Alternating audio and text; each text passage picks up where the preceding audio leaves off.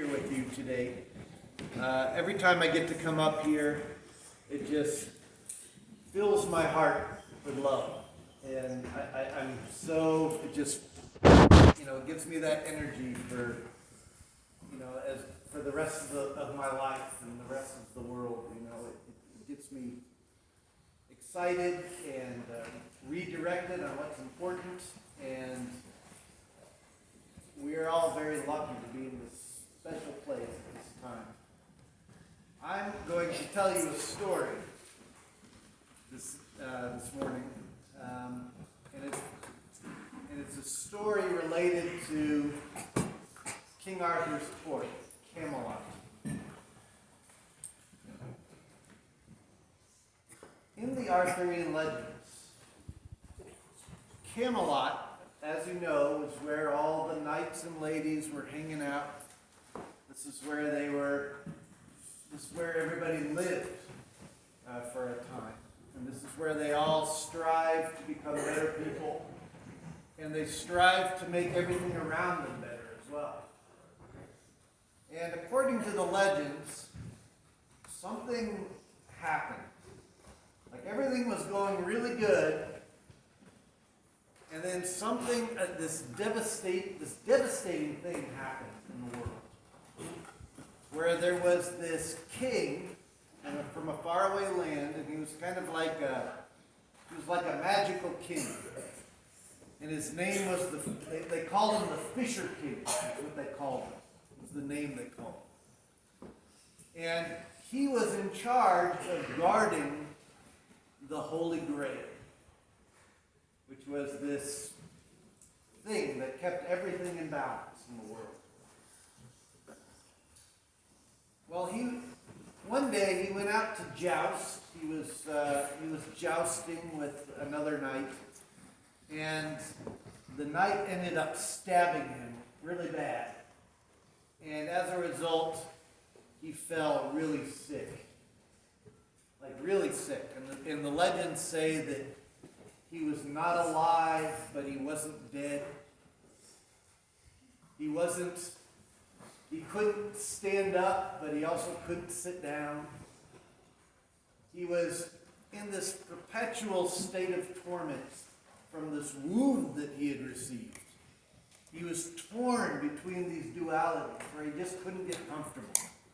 He was just miserable. And when he got sick, then the land got sick.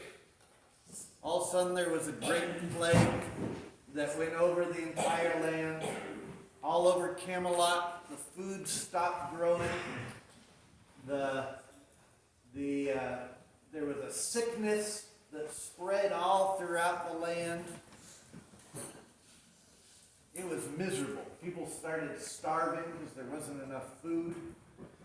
And King Arthur was like, oh, we're in trouble. People are not happy. Our wonderful, beautiful Camelot everybody's miserable right now because everybody's starving and sick, and then there were all kinds of the environment was all out of whack. There was all kinds of horrible storms and everything else. It was miserable, and they didn't know what to do. So they continue to try to be their best selves. They continue to keep trying to do the work that they were committed to, even though life had gotten really hard. And all the joyous times that they had weren't so joyous. People weren't singing as much as they used to sing. It was just kind of a bad situation. Well, one day, or one evening, I should say, everyone gathered into the dining hall of Camelot, and they were all having their dinner, and there wasn't much to eat. They just had enough. They'd have like a little loaf of bread that they would spread between a bunch of different people with maybe a little bit of water, and that was it. It was not good. They just didn't have much to eat. And people were trying to stay cheery and happy, but But really, inside, they weren't feeling too good. Because everything had become a wasteland. But they were sitting in the dining hall, they were eating, and all of a sudden, there was this sound of trumpets, like really loud. And the entire dining hall filled with light. And there was this music that started playing, and no one knew where the music was coming from. And all of a sudden, this young lady came into the dining hall of Camelot. And she was all dressed in white. And she was the Grail maiden. She was the maiden who was in charge of the Grail. She was a lady of the bracelet who had all the qualities of what a good lady should be. And she was in charge of the Holy Grail. And she came in to the hall, and when she did, and she brought the Grail with her, then all of a sudden, everybody's plates filled with food. And all the storms outside stopped. And everyone started singing, and everything was happy again. And this young lady's name was, according to the Grail legends, her name was Réponse du Choix, which means the chosen response. And what this means is that she represented the freedom to choose. That she had dedicated her life, she had chosen to devote herself to these higher virtues, these higher charms. And she was so good at it, that is how she became the Grail Maiden. So she had this Grail with her, everything was happy, and then just as soon as she had showed up, she disappeared again. And everything went dark again and silent. And everyone was like, what was that? What just happened? What just happened here in the dining hall at Camelot? What was this? And then Merlin stepped forward. And Merlin said, that was the Grail. And she came here with the Grail to tell us that we need to find the Grail in order to restore balance to the world. Because only the Holy Grail is going to make things better. Well, this led to a lot of questions amongst the ladies and the knights of Camelot. They were like, well, what's the Grail? What is this thing? What is the Holy Grail? You're saying that this thing that's supposed to make everything better, what is it? And Merlin said, oh, that's a good question. You know, there's a long history associated with this thing. And some people say it's different things. Some people say that it's an emerald that came out of an angel's crown and was brought to earth and turned into a tablet. Others say that that same emerald was turned into a chalice. And if you drink from the chalice, then it'll bring health and it'll restore everything, make everything better. Others say that it's a cauldron that provides everybody with the food that they want to eat. Other people say that it's the Ark of the Covenant from the Torah. Other people say that it's a platter with the head of John the Baptist on it. So no one really knew what it exactly was, but there were all these legends saying it was all these different things. Some people said that it was a spear or a golden lance. That if you were able to get this golden lance, that it would restore things to balance. So these were some of the legends. These were some of the stories, the myths associated with this Holy Grail that they need to find. And Merlin said, I don't know exactly what it is, but I can tell you this, that what it represents is the place between where humans think and where God thinks. And this is where they meet. It's this meeting place where between the divine world and the mundane world, the regular world. And so if you can find that divinity, that divine thing, then it'll bring everything back to normal. Then Merlin said, but I warn you, if you go and search for this grail, you will have many hardships ahead of you. You may even lose your life in the process of trying to find the grail. It is not easy. And only the bravest and the purest and the most kind and the most loving people can find this grail. And we don't know where it is.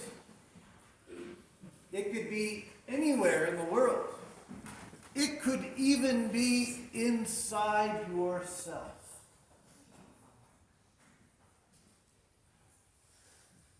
Well, this was really perplexing to the ladies and the knights. So then King Arthur said, this sounds like a noble quest. Who amongst you will help me in finding this grail? It's the only thing, Merlin said, it's the only thing that's going to restore things to balance. Who is willing to do it? One by one, everybody in Camelot raised their hands. And they all said, I'm committed to it. I'm committed to this quest. I'm committed to the Holy Grail. To finding this Holy Grail.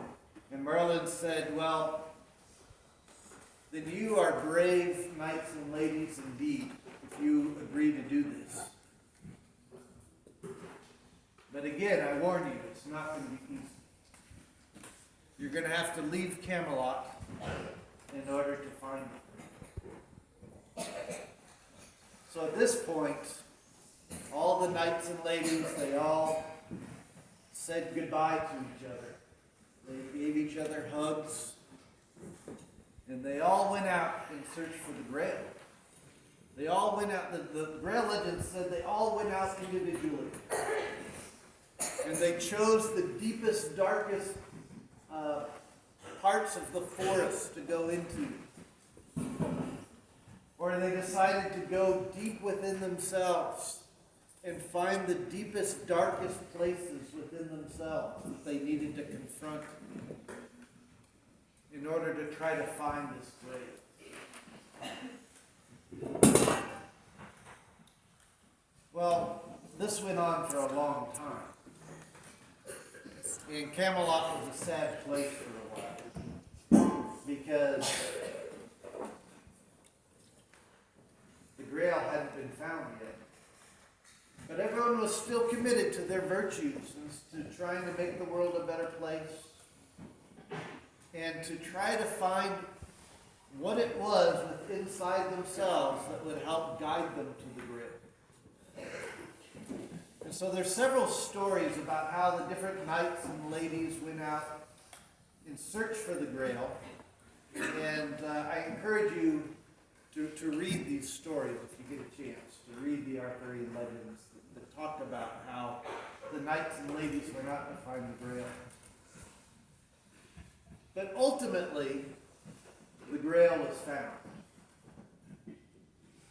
And when it was found, it said that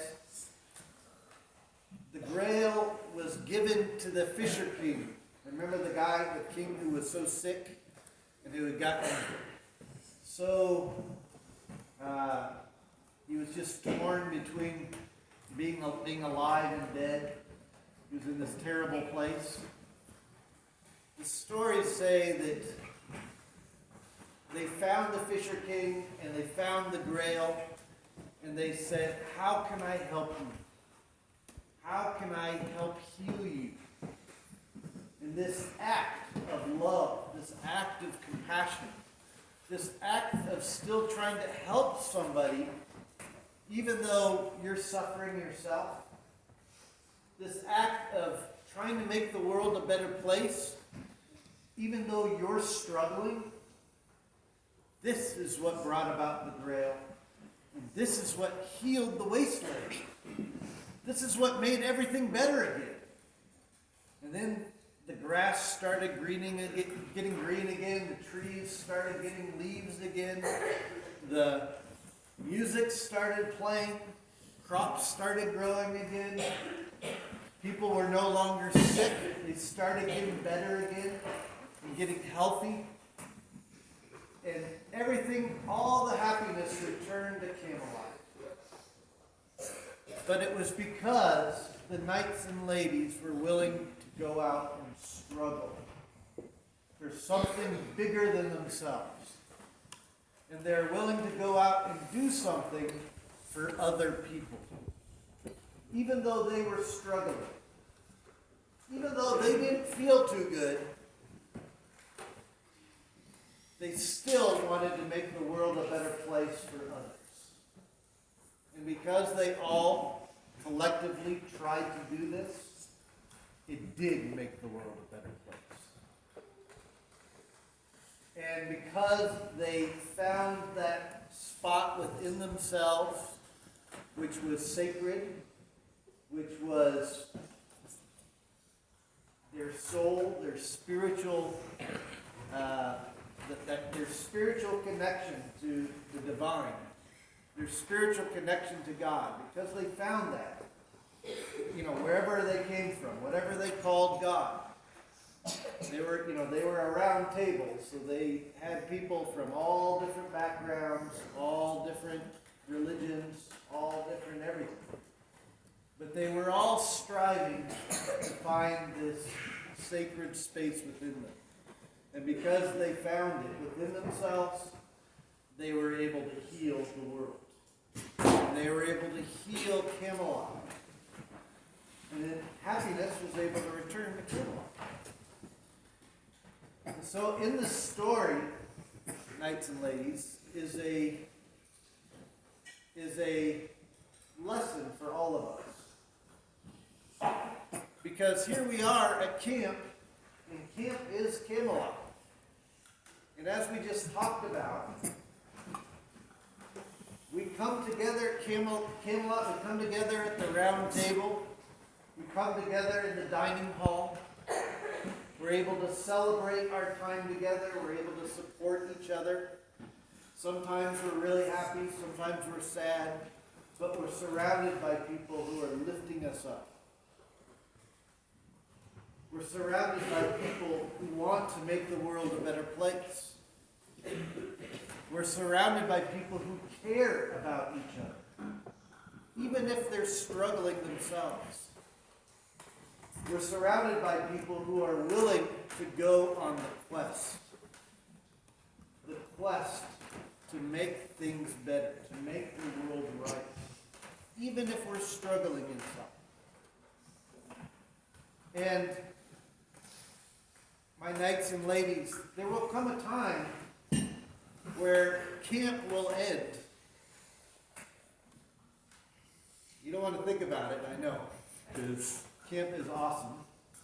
But there'll come a time where the summer will be over and you'll have to go back home. And you're going to have to leave Camelot.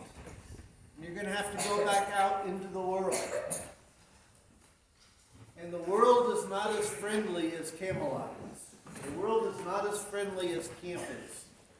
And the people in the world are really suffering. They're really struggling.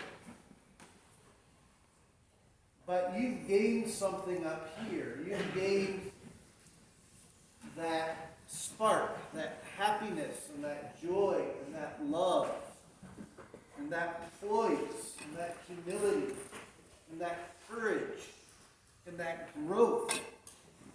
All these charms, all these qualities, these are your tools that you can bring with you back out into the real world to help heal the wasteland that's outside of Camelot. These are the tools that you can go and make the world a better place. You can heal the sick. And you can help people understand their connection with each other. You can help people who are struggling. Everything that you learn to do here at camp, you can bring out into the real world. And it may be hard to be away, but fortunately, there's always next summer and you get to come back here. So you can come back and celebrate it some more.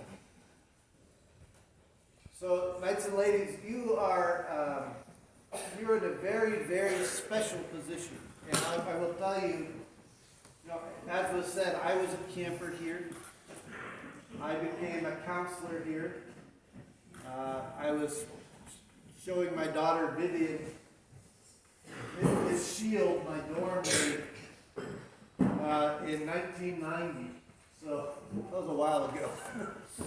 So I've been doing this for a while, but I'll tell you that it never gets old, and it is always with you. It'll always be with you. It's something you can always carry with you for the rest of your life. This gift that you get from camp, that you can bring back into the world. And when you are struggling, and when things are tough, or when you see people in the world who are struggling, remember the knights and ladies of Camelot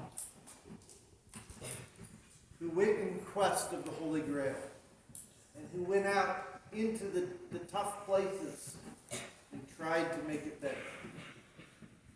And they tried to emulate that Grail maiden, that lady of the bracelet, who had all the qualities and committed her life to guarding that Grail. And every person who goes in search for that Grail and tries to embody those qualities, they become a guardian of the Grail as well. So each one of you are charged with this. Each one of you are Grail guardians, if you can find it.